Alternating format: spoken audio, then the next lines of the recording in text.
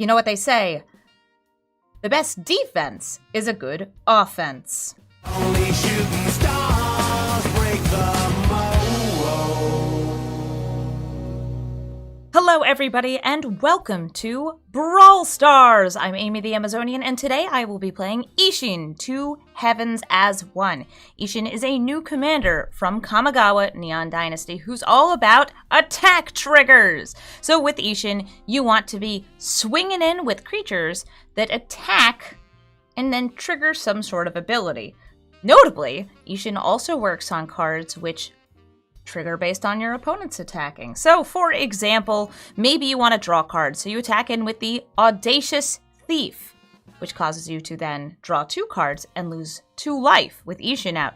Or maybe your opponent attacks you with an army of goblins while you have Revenge of Ravens out. Revenge of Ravens will trigger twice for each creature attacking you, causing you to gain 2 life and your opponent to lose 2 life per attacker.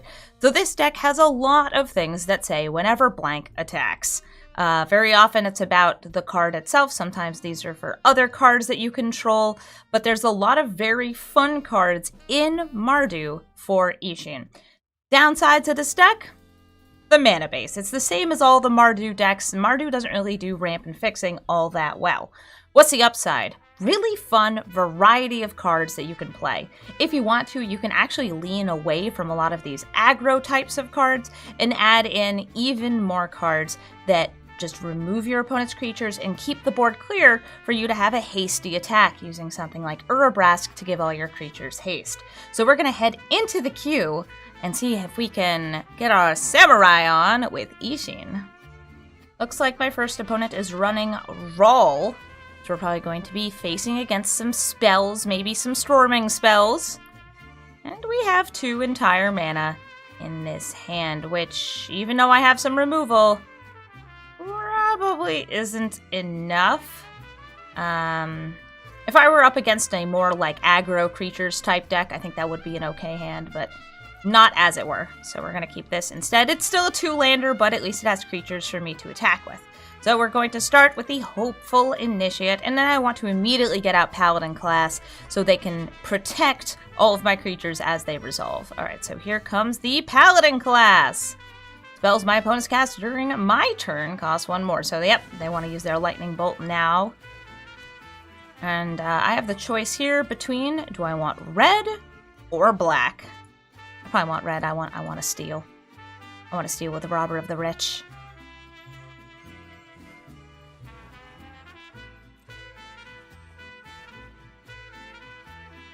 So I want to crack this Fabled Passage. Give me some good red mana.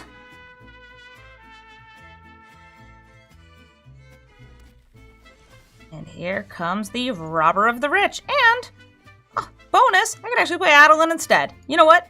We don't need to steal. Here comes Adeline. Being 4 toughness is very nice. Most removal in red deals 3 damage. There's some like lava coils and the like, but they're not all that common. So Rawl is now on the battlefield. He gains loyalty very quickly. We're going to want to hit him to try to avoid him kind of, you know, doubling big scary removal spells. So I'm just going to attack him with both of these. I could have also played Isshin to get an extra 1/1, but I prefer Crime. So whatever they scried on top of their deck, we're actually going to see. It was a land. It was a land? Huh, it was a land. Okay, that's fine with me. That is now a land in exile. Here I thought it was going to be like a, I don't know, a bolt or something. Opting. Okay, they're going to search through their spells and draw a card. They may have a 5-mana threat in hand that they wanted to make sure they got to. And they'll be able to get to it next turn. It could be something like a Goldspan Dragon. And here comes Isshin. I also could have leveled up Paladin Class, but I fear no counterspell, though I probably should have feared the counterspell. And in we go. No crime. But lots of damage coming in. They're now up to 6 mana. They could replay their commander, but they know we'd be able to take it out. And here's a Cosmos Elixir. This is nice. It's just good value over time. This could be a copy spell, it could be a counter spell, it could be a burn spell, it could be any kind of spell. But spells smell like disaster to me. I'm just gonna keep on beating with the cards that I have on the battlefield, bringing my opponent down to 4 with these kind of nice aggressive cards. You can also build Isshin, by the way, as a Voltron commander using the Warriors and Samurai build. That's kind of like built into Kamigawa Neon Dynasty. I didn't do that, but you definitely could. So they're up to 6 life. If I get a land, I definitely have lethal. Well, that wasn't a land. I'm going to actually make them sacrifice the artifact. I'm just going to swing at Chandra with Adeline and her token. Rather than bring them to 2, I kind of want to take this away.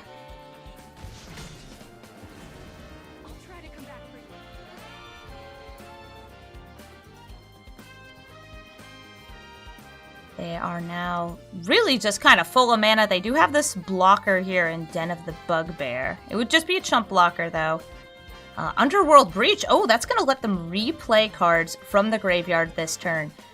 They get to escape with 3 cards exiled, so that would allow them to, say, cast Lightning Bolt or Tormenting Voice. Opt! Not Chandra, though. They don't quite have enough mana, so they're actually bringing back the card I made them sacrifice, which was Cosmos Elixir. That is probably all they're going to be able to do. They could still cast Lightning Bolt. They have... Oh, no, they don't actually have enough cards in the graveyard for it. That are up to 8. And I did not get a 5th mana. Why would I ever have 5 mana? Such a thing would be criminal. But we still get to swing in for lethal. And victory! I did miss out a little damage attacking Chandra earlier, but that's fine. Okay, I found the person who likes Teo. Teo was introduced in the War of the Spark books, and he's a fine boy. Yes, totally fine.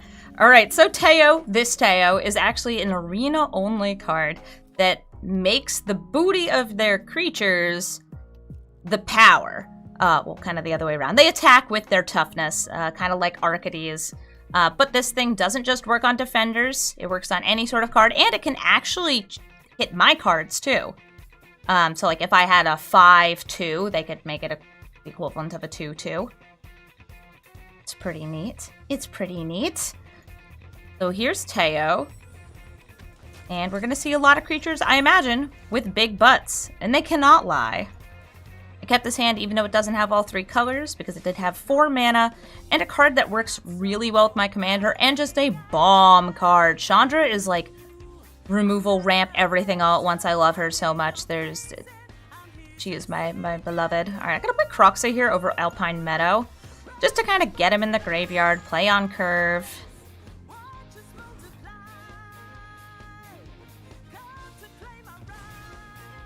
Revenant Inspector did come with a clue, so I think they're going to draw a card. And they dropped the Settle the Wreckage. You know, as a deck that's all about attack triggers, I'm glad that I do not have to think about that Settle the Wreckage anymore. Ow, rude, ma'am. Forbidding Spirit. Okay, good news, I wasn't going to be attacking them anyway this next turn. Here comes Nadaar, Selfless Paladin. And we're going to deep dive into the Lost Mine of Phandelver. Venturing into the dungeon. I don't actually feel like I need Skyclave Relic here. I'm going to throw that to the bottom. And next turn I have Isshin at the ready. So Teo, what you gonna do? Gonna make a Lumbering Light Shield? Nope, gonna make the Threadbit Inspector into the equivalent of a 2-2. I'm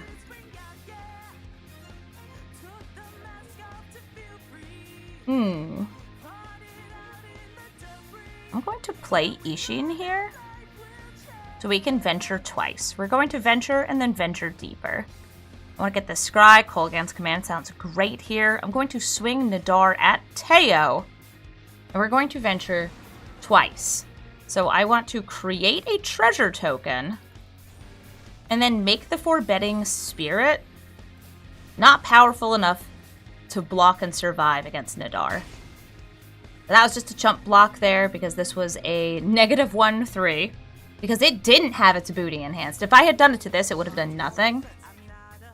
Oh, but look, a board wipe. Okay, Isshin, get back over here. I guess it's time for us to build up a couple more attackers, but I'm gonna play out Elspeth Conquers Death. Bye, Teo! No Lumbering Light Shields for you.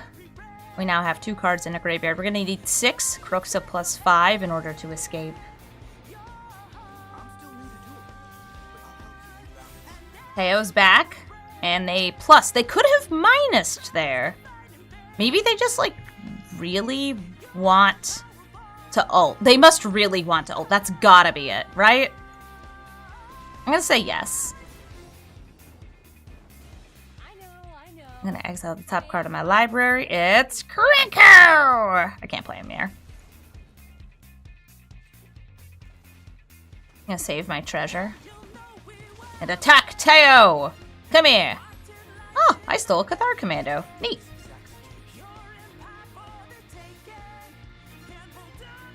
Well, I want to ult my planeswalker too.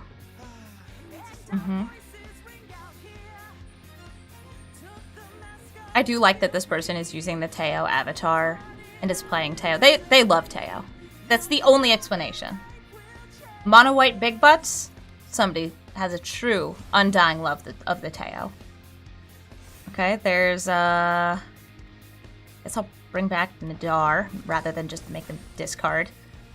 Hey Nadaar, let's go into the dungeon again. We draw a card and the card is Sky Knight Vanguard. Nice. Okay. Now that I've completed a dungeon, any other creatures I get out are actually going to be buffed, which is pretty sweet. So here's going to be the Sky Knight Vanguard, and I'll play out the Snarl so I don't have to use this treasure. Reveal to them. And here's Isshin. So when we do attack, if it's not just another board wipe, we will have a very strong pile of creatures out here. But we've seen 2 board wipes from him so far. The Settle the Wreckage that they discarded, and the Shatter the Sky. So this time they did make a Lumbering Light Shield, and they taxed my Kolaghan's command.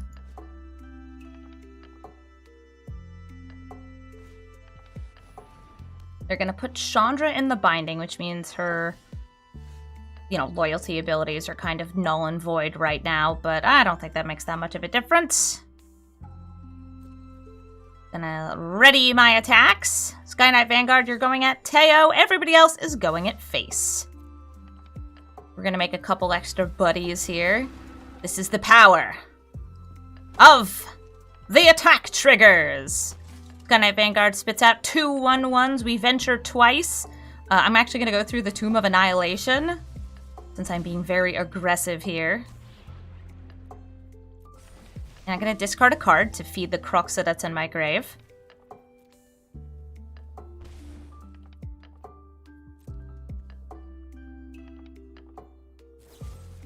Fateful Absence on Nadaar.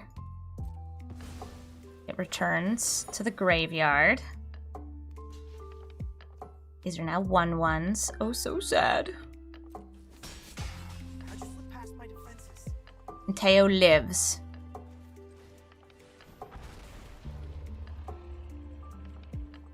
I'll draw a card. Let's go. Use that clue up.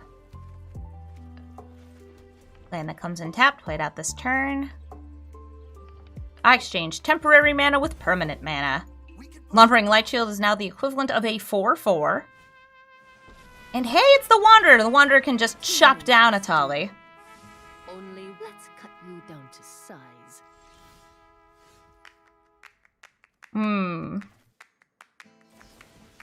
Could free that. I could free this. Let's free this.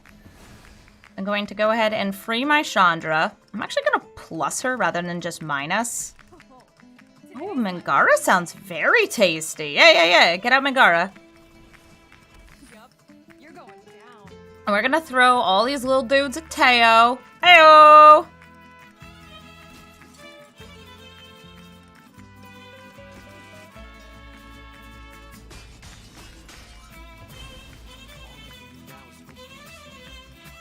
So many little dudes. So many little duders. Pilgrim of the Ages gets them a Plains. They can also bring it back and do it again, and do it again, and do it again, and do it again. Thank you for drawing me a card. That was Mangara's ability triggering, because they cast 2 spells, and they put Chandra in jail, because she was going to ult if they didn't do something about her. Which is, I would say, very reasonable. Like, she's scary, I get it. She's scary, I get it. Okay, I think we're just going to essentially do the same thing as before. Swing all these things at their Planeswalker to take it out. The Wanderer would be preventing my Kolaghan's command damage. And I can't be having that. Cannot be having it. Here comes the Hopeful Initiate. I'm actually going to shock this in, draw a card, and that leaves me with enough mana to cast Kolaghan's command.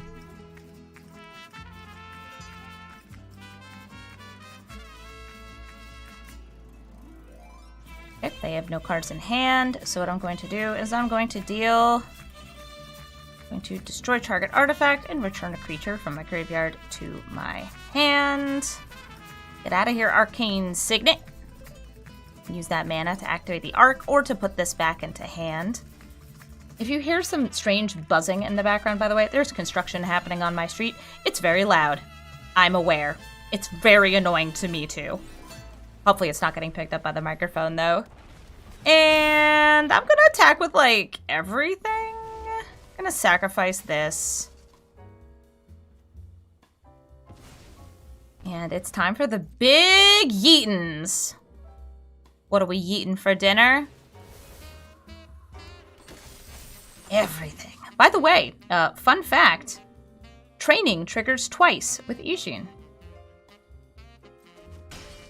So does Mentor, as long as you have it set up. And that's game. Swinging in with enough buffed up creatures, thanks to Nadaar, for lethal. It's Cisco, running Tiny Bones. Gotta have those little tiny bones. I've got a decent hand here. 3 mana, removal, aggro, and of course off 3 mana I can just play Isshin, so that's pretty good. I've got all 3 of my colors here, and they're probably gonna be making me discard because it's a tiny bone stack. It's a tiny bone stack. I'm going to discard Drana with the hopes that I can bring Drana back with Olivia. It should work. But now, I must crime! Get in there. Get in there, Robert the Rich. Ooh, Phyrexian Arena. That would actually give me really good card advantage against them.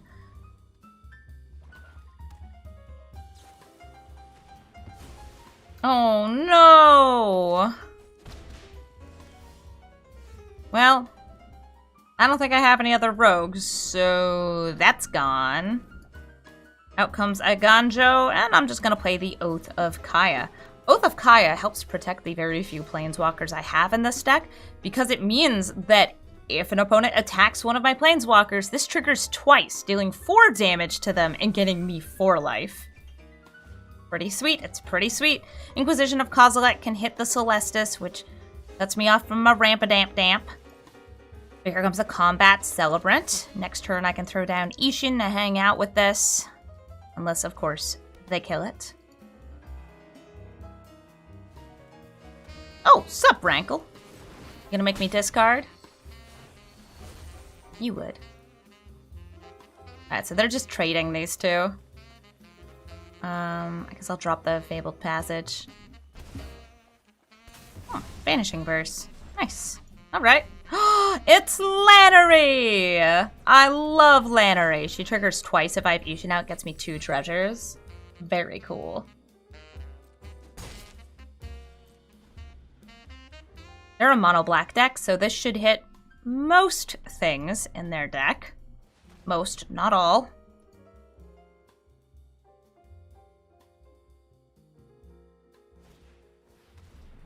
Aww. Okay, so Skull Raid is gonna mean that I'm losing both these cards.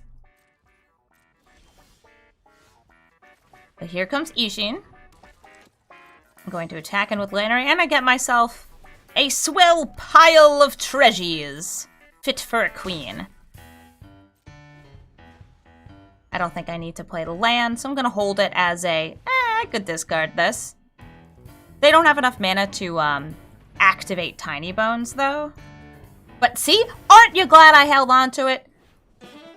Yeah, I would like to discard a card and not sacrifice one of my creatures. Thank you.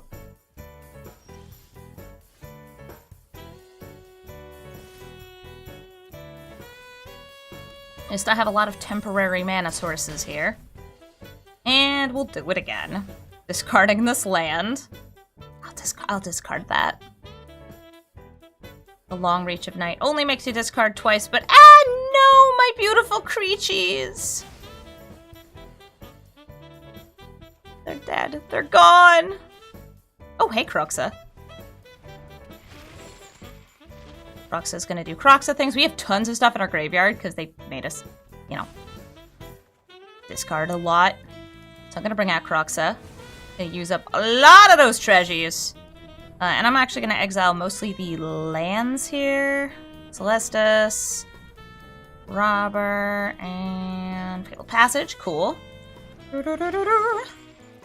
Make you discard, buddy. That's dang straight. I did leave a bunch of creatures in there, which is good for the Animus of Night's Reach. Oh, man. Alright, fine. Croxa's gone again. I'm bringing it back.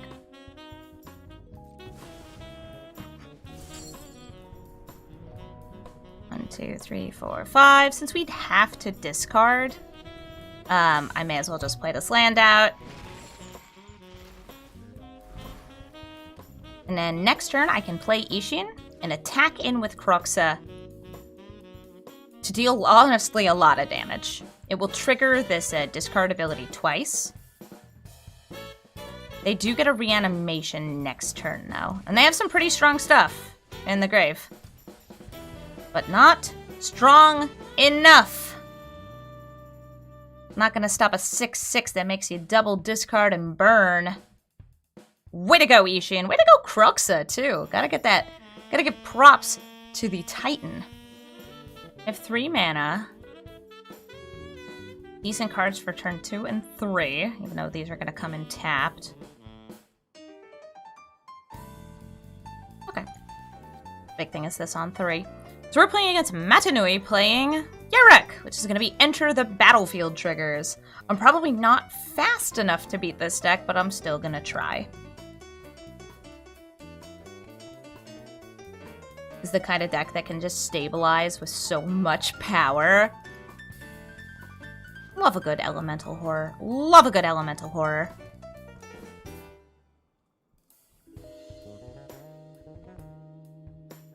See if I can scry to something. Yeah, this can come in untapped on the 3rd turn. That can also come in untapped on the 3rd turn. Sure, I'll take it. More mana the merrier. Means that we might be able to get out Drana.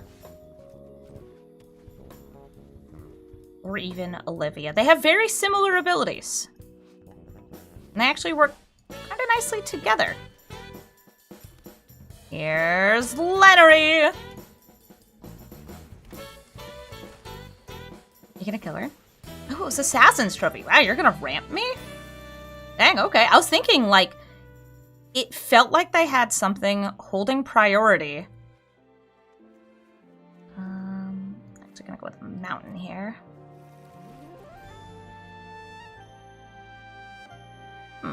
Okay, well, thanks for the ramp. Oh, well, now they get to ramp. Here's Uro, Titan of Nature's Wrath, gonna draw them a card, give them 3 life, and if they have another land in hand, put it into play. There's a Fabled Passage. These two are good buddies, I would say. Isolated Chapel, Replicated Ring. And I'm actually just gonna play out the Celestus. I'm ramping. Oh, baby, I'm ramping. And this ramp is special ramp, because this, over time, is gonna get night counters, and after 8 nights, it explodes and becomes 8 replicated rings. And the Celestus also gives me the ability to put things in my graveyard, which is good for these two. Lovely little vampires, you.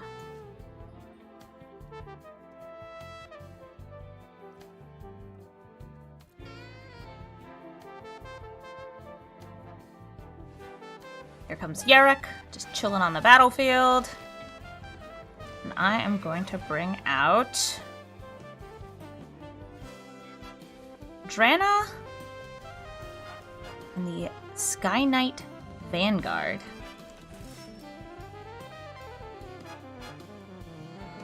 Notably, the token and anything I reanimate on the ground with Drana do kind of just get blocked by Yarrick. Oh, so they destroyed Drana? Well, that's kind of fine with me. Because I'm going to bring her back. And she will be the legendary vampire that triggers her own ability. I'm going empty-handed, buddy! You.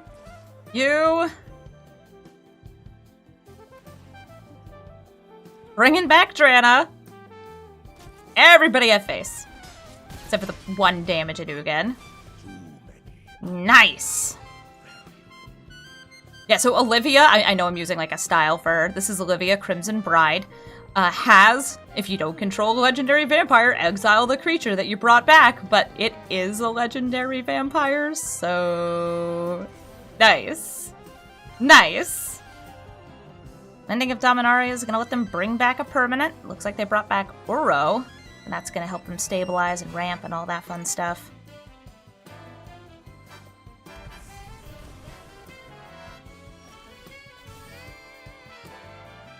Ooh. Wait a minute. Yeah. I know what I want. It's damage. So we're going to swing with everything. They do get kind of a free block on the ground. But Drana's going to get dummy thick here. Oh, that's lethal. What a game! Swinging with the Vampire Gals for massive damage. I don't like that I'm up against Teferi Time Raveler, and I'm so tempted to just, like, not play this game. But I'm doing it for you. I'm doing it for you. Let's see if we can beat Teferi Time Raveler. I did it once earlier today, and who knows, maybe I can do it again. This Teferi was banned for a long time, for a very good reason. I would like him to be continued to be banned. Yep, forever. Forever and ever and ever.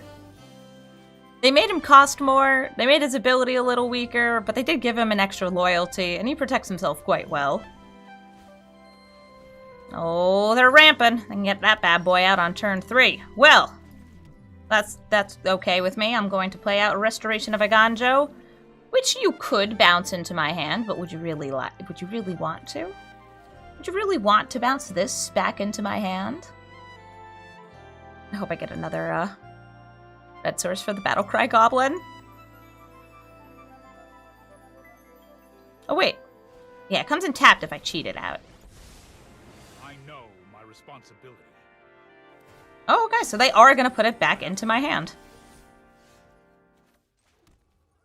And for your crimes, Teferi, I murder thee. I said I murder thee. Get out of here, Teferi. Should have seen that coming. Good goblin. Love that you can give yourself haste.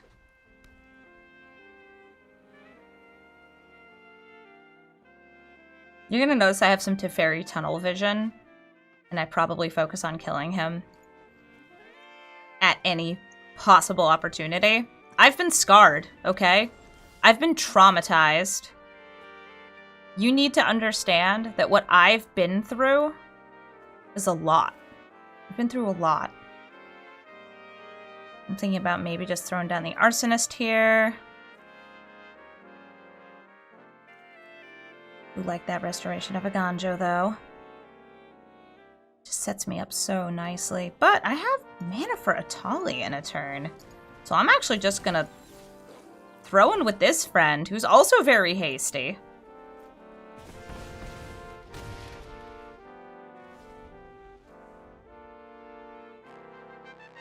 Get that face damage in. They have enough mana to replay Teferi if they'd like. No, instead they're actually using Idyllic Tutor. What enchantment are you looking for? Things like that? I don't trust. They could be running something like the Solemnity combo. Ooh, that could be tricky. I think I've got at least one way around it. Rule of Law. Ah, to allow them to cast spells during my turn. Kind of lock us down to 1 and 1. Well, you know what? I'm kind of okay with that.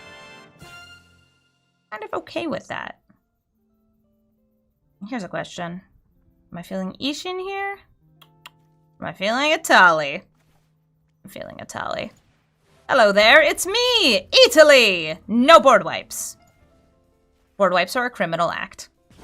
I say, running many decks that are primarily board wipes. If I had spoken with the Battlecry Goblin there, I would have gotten a fresh gob. If I didn't want to play Atali, I could have threatened the pump on this. Okay, so any cards going into my graveyard, still not bad though, because it is feeding this Cruxa in the graveyard. I am going to go ahead and play my commander or Restoration. I'm actually going to go with the Restoration here. Restoration of Eiganjo. Leaving open my mana for Castle Locthwain. And my intent is going to be to play this land, to activate this. I can take damage, that's not really how they kill me. And drop Infernal Grasp, because there's probably not going to be that many targets in their deck for it.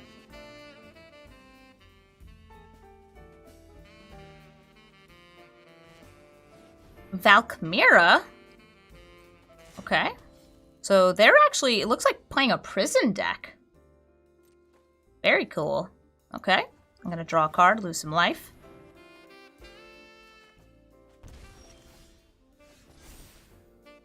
That's very nice. We'll see if they have some removal for it. I'm going to drop Infernal Grasp here. And making them discard actually sounds really good here. It's going to just immediately leave again, but I don't really care.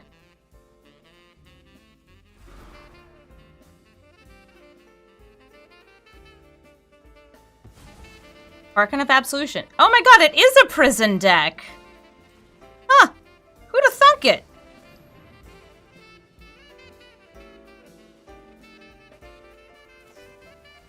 Counter spell! Alright, I can't play another spell this turn, that's fine.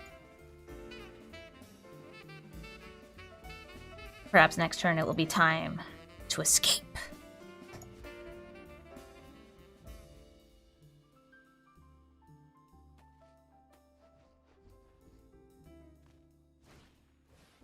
There's Staxon, True Faxon. The Restoration of Eiganjo flips. Here's... Wait a minute. Excuse me, game? Excuse me? Okay. Okay, I'm fine with this.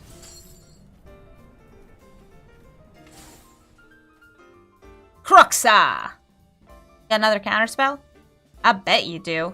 You love counterspells. I know what you are. You're a Teferi deck.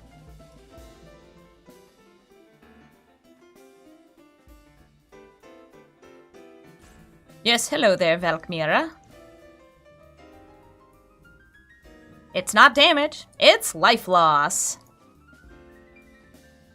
This is also getting ready to flip a Reno. Shark Typhoon for 2. Huh. Okay. That's not what I expected, but I'm guessing they're just looking to flip their search for Azcanta. Archon of Emeria? Wow, okay. Both of them. Neat.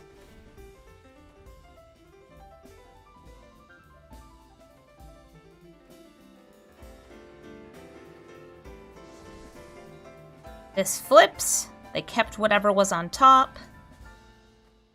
Now, if they want to throw Cruxa back in hand, it does deny me a lot of value.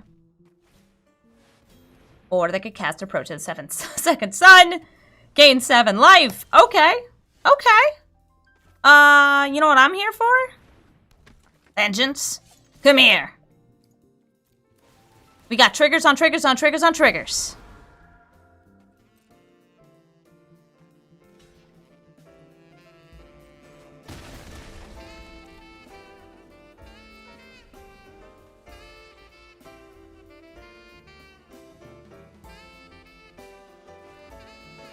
Teferi's out. Hello there, Teferi. Bouncing that back into hand. Not that that makes a difference, because Crux is actually our big damage dealer. And we win. We beat Teferi. I love to see it. It was a more interesting Teferi build than usual, though. It wasn't just board wipes and counter spells. This person was trying to build a stacks deck in blue-white in Arena, or like a bit of like a taxes deck. Happy to see the victory, though, and I hope you liked watching it, too. As always, if you like to see Brawl Stars get recorded live, you can do so at twitch.tv/Amazonian, where I am right now. If you liked the video, you should check out the rest of the Brawl Stars video. There's a whole bunch of them. A lot of them are fun, and I've tried a bunch of new commanders from Kamigawa Neon Dynasty. Hope to see you soon. Bye!